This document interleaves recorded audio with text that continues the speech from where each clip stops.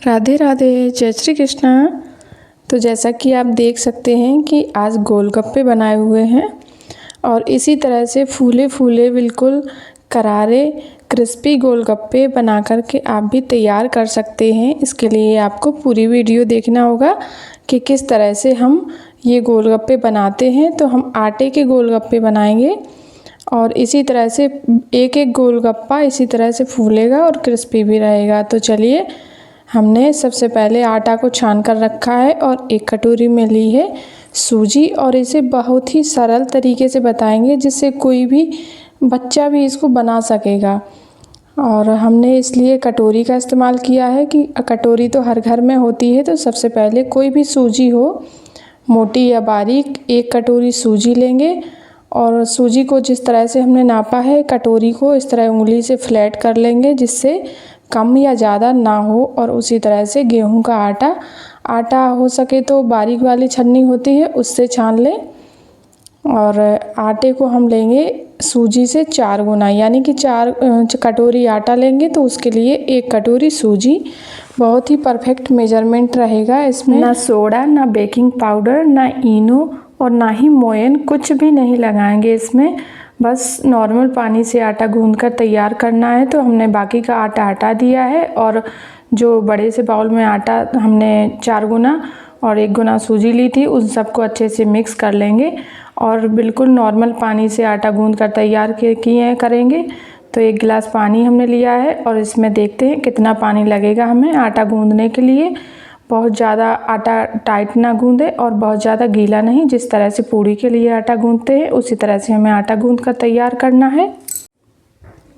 मैंने वीडियो को बिल्कुल भी स्किप नहीं किया है, बस थोड़ी सी स्पीड बढ़ा दी है ताकि आपको अच्छे से समझ आए कि हमें आटा बिल्कुल नॉर्मल पानी से गूंदा है और इसमें कुछ भी नहीं मिलाया है। बस इसको बनाने का तरीका सही होना चाहिए और सही तरीके से बनाएंगे तो गोलगप्पे आपके भी इसी तरह फूले फूले और क्रिस्पी करारे बनकर तैयार होंगे। और अगर इनको आप 8 दिन तक भी रखे रहेंगे तो ये बिल्कुल सौगी नहीं पड़ेंगे, इसी तरह से क्रिस्पी बने रहेंगे। क्योंकि मैंने भी 4 दिन तक इनको आराम से, क्योंकि बहुत सारे बन गए थे तो ये 4 दिन तक रखे हुए थे। और आटे को हमने अच्छे से गूंद करके एक पॉलीथिन में रख देना है ढक करके और 1 घंटे के लिए इसको छोड़ देंगे रेस्ट करने के लिए। और 1 घंटे के बाद हम इनकी लोइयां बनाकर तैयार कर लेंगे। तो छोटी छोटी लोइयां बनानी है, इसके लिए एक बड़ी सी लोई ले करके उसका पतला पतला लंबा सा रोल बना लेंगे और उसमें से बिल्कुल छोटी जो काबुली चने होते हैं उससे थोड़ा सा बड़ा लोई लेंगे। जितनी सोयाबीन की बड़ियाँ होती हैं बस उसी साइज़ का लेना है और इस तरह से काट करके अंगूठे से इस तरह से दबाते जाएंगे और लोइयाँ बन करके तैयार हो जाती हैं। ज़्यादा मेहनत नहीं करनी होती है इनमें। और थोड़ा सा इसके ऊपर से कोई भी ऑयल लगा दें ताकि ये लोइयाँ आपस में चिपके ना। और चकला बेलन में भी थोड़ा सा ऑयल लगा लें और बेलने में भी बहुत मेहनत नहीं है, बस इसको 2 बार इस तरह से बेलन को चलाना है। 1 बार इस तरह से और 1 बार इस तरह से। अब बस 1 बार उठाएंगे, दोबारा से इसमें हल्का सा बेलन चलाएंगे और बन गया गोलगप्पा। क्योंकि हमें ये छोटी छोटी पूरियाँ बनानी होती हैं ना तो बस 2 बार बेलन चलाने में ही बन जाती हैं। तो टाइम भी बहुत ज़्यादा नहीं लगता बनने में और बनने के बाद बहुत खुशी होती है कि ये घर पर हमने बनाई है इतनी फूली फूली पानी पूरी। तो बेलने का तरीका तो आपको भी बहुत अच्छा लगेगा और जब फ्राई करते हैं तब और भी ज़्यादा खुशी होती है इसे देखने में। तो हमने इसी तरह से सारी पूरियों को बेल लेना है। अब हमें इनको किसी थाली या प्लेट में नहीं रखना है, एक सूती गीला कपड़ा लेना है, यानी कि कपड़े को अच्छे से निचोड़ लेना है। बस ये हल्का गीला होना चाहिए और उस पर इस तरह से लाइन से इनको रखते जाएंगे और इसी गीले कपड़े से हमें इनको ढकना भी है। ये पॉइंट बिल्कुल इम्पॉर्टेंट है कि आपको गीले कपड़े पर इनको रखना होगा कम से कम आधे घंटे के लिए और इसे आप ढक करके ही रखें गीले कपड़े से। तो इसी प्रकार से सारी पानी पूरी को हम बेल लेंगे और सबको देख सकते हैं इतनी सारी पानी पूरी बनकर के तैयार हुई है हमारे इतने आटे से। और हमने इनको गीले कपड़े पर रख करके और गीले कपड़े से ही ढका है। पर एक कढ़ाई में तेल गर्म होने के लिए रख दिया है। तेल अच्छे से धुआं आने तक गर्म हो चुका है और अब हम एक एक करके सारी पानी पूरी यानी गोलगप्पे को फ्राई करेंगे। तो किस तरह से डालेंगे, जो नीचे वाला हिस्सा है पूरी का वो नीचे रखेंगे और ऊपर वाला हिस्सा ऊपर, यानी कि देख सकते हैं इस प्रकार से हमें सारी पूरी पानी पूरी को डालते जाना है। और डालते ही कढ़ाई में ये थोड़ी करछी की सहायता से इस तरह से दबाएंगे और हल्का सा दबाएंगे तो ये बिल्कुल फूल करके ऊपर आ जाती है। और इसी तरह से सारे गोलगप्पे आपके भी फूले फूले बन सकते हैं। क्योंकि जितना मैं इन गोलगप्पों को बनाने से डरती थी उतना ही ज़्यादा बनाने का मुझे शौक़ हो गया है। क्योंकि पहले मैंने ये सोच के रखा था हमेशा से कि मैं कभी भी गोलगप्पा घर पे नहीं बनाऊंगी, और बच्चों की ज़िद के आगे अपनी ज़िद तो छोड़नी ही पड़ती है। तो मैंने ये गोलगप्पे बनाए और ये मैंने दूसरी बार बनाए हैं। पहली बार बनाए थे वो बहुत अच्छे बने थे, तो मुझे लगा कि ये रेसिपी आपके साथ भी शेयर करना चाहिए। तो ये वाली वीडियो इसी वजह से बनाई हुई है, क्योंकि हमारे पड़ोस के जो बच्चे हैं वो हमेशा कहते थे आंटी आप यूट्यूब पर वीडियो बनाती हो, पर कुछ ऐसा हम लोगों के लिए बनाओगे जो हम लोग सब मिलके खाएं। तो सभी बच्चों को बहुत ही ज़्यादा पसंद आया था ये गोलगप्पे के पानी, और 2 तरह के पानी बनाए थे मैंने इसके लिए। तो ये जो प्लेट है ये पूरी तरह से भर चुकी है, तो मैं इस परात में इन सबको निकाल दूंगी और बाकी के गोलगप्पे इसी तरह से बना करके तैयार कर लूँगी। और इनमें पापड़ी बहुत कम ही निकलती है, बहुत सारे गोलगप्पे फूल कर तैयार हुए थे। और देख सकते हैं ये जो पापड़ी जो कम फूली वाली है,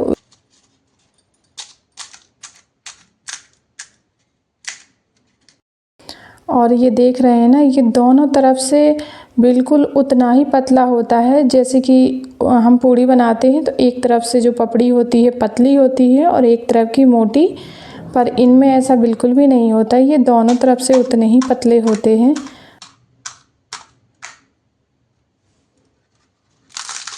और आवाज़ आप इसकी सुन सकते हैं।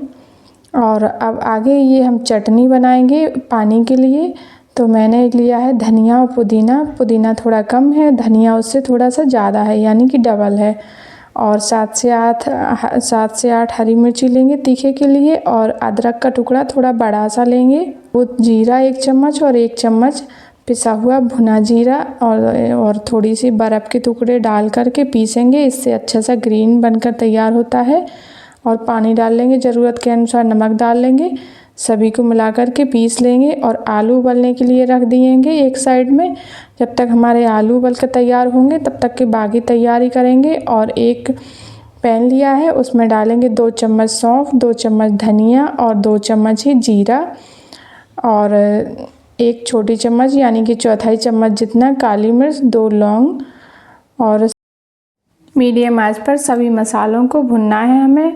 मसालों को बहुत ज़्यादा नहीं भूनना है, बस हल्का सा इनका ये जीरे जो चटकने लगे तभी इनको हम गैस को बंद कर देंगे और ये मसालों को उतार लेंगे। हल्का सा ठंडा होने के बाद में इसमें काला नमक डाल करके हम इनको पीस लेंगे।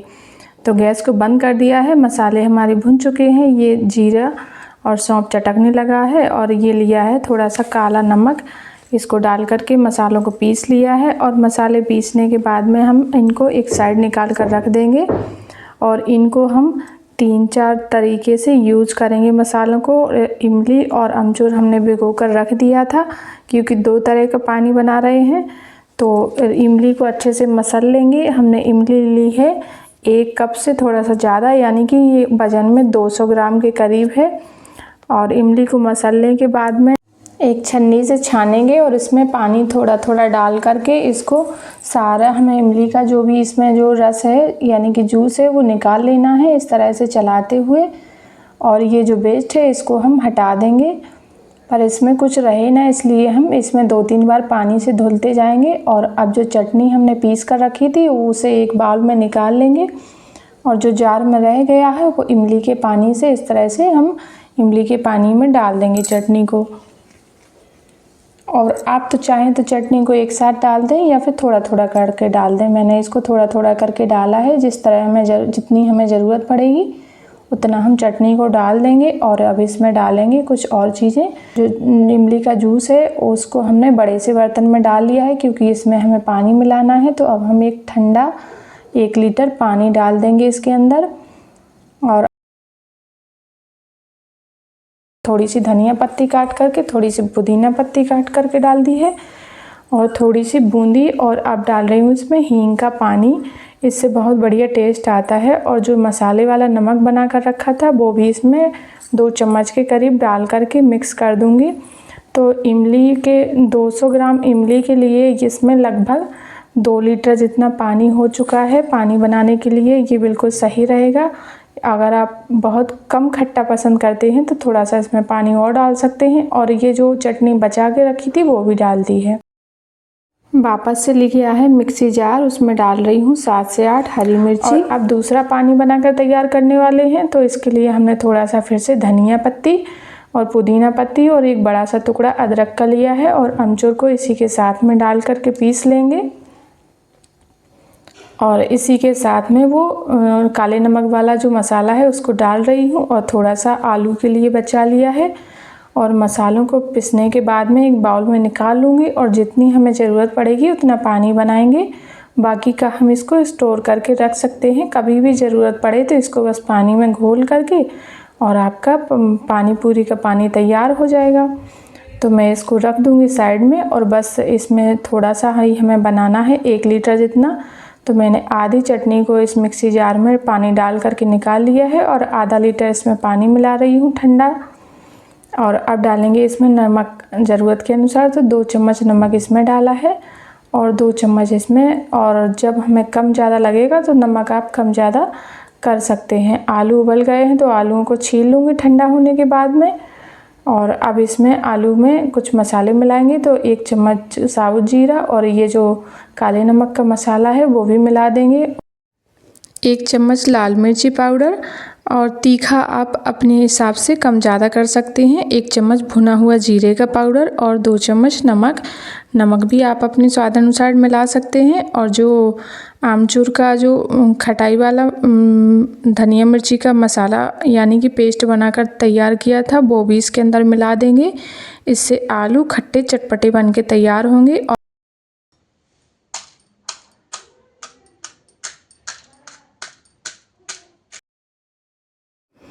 तो बच्चों ने काफ़ी इंतज़ार कर लिया है पानी पूरी खाने पीने के लिए। और अब इनको ऊपर से थोड़ा थोड़ा फोड़ करके इसके अंदर से आलू फिल करते जाएंगे और आलू के ऊपर से थोड़ा सा प्याज भी डालते जाएंगे। और इसमें बस पानी में दोनों पानी को एक एक करके टेस्ट कराते हैं बच्चों को कैसे बनी पानी पूरी। और इस प्रकार से आप भी अपने बच्चों को घर पर बना करके खिला सकते हैं। बाहर का पानी भी अच्छा नहीं होता है, बाहर का खिलाने से अच्छा थोड़ा सा समय दे करके आप घर पर इन चीज़ों को बना सकते हैं। और दोनों पानी को टेस्ट कराते हैं तो देखिए इनमें से बिल्कुल एक भी पानी पूरी फूटी नहीं है और बिल्कुल भी पानी भी नहीं, कहीं से भी पानी नहीं निकल रहा है। जैसे कि अगर छेद होता तो पानी निकल जाता। और मैं एक एक करके दोनों पानी पूरी दोनों बच्चों को खिलाती हूँ। तो आप भी इस तरह से अपने बच्चों को खिलाएं। Thank you for watching my video.